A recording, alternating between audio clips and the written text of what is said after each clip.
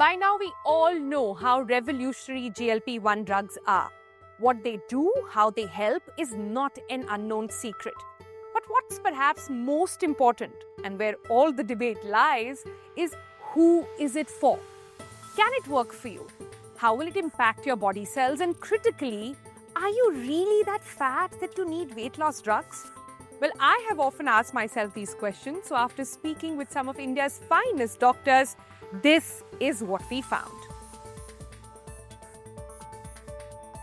The first thing to remember, do not jump in to calculate your body mass index or BMI. Its definition is being challenged and questioned as a sole parameter of obesity.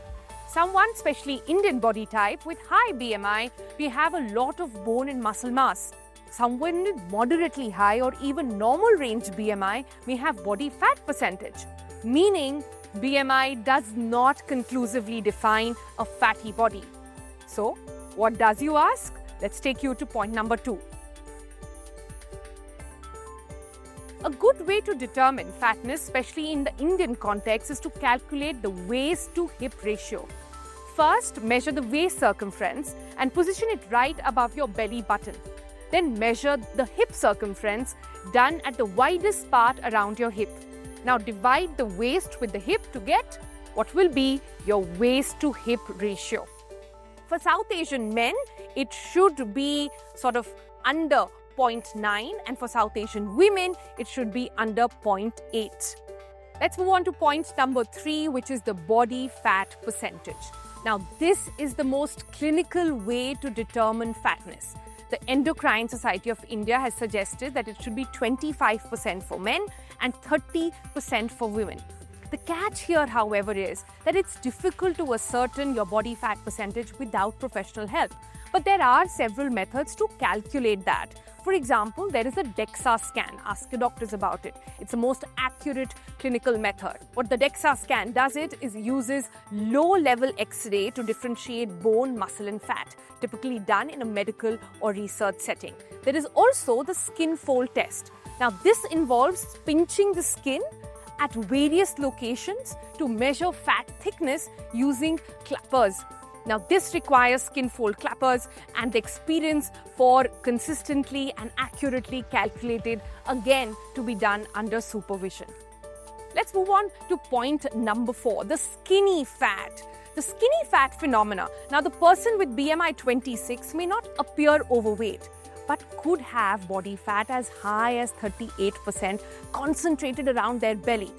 BMI works on the assumption that all fat is the same. Yet the fat around the arms, around your thighs and arms, are not as harmful. Many Indians tend to have skinny fat.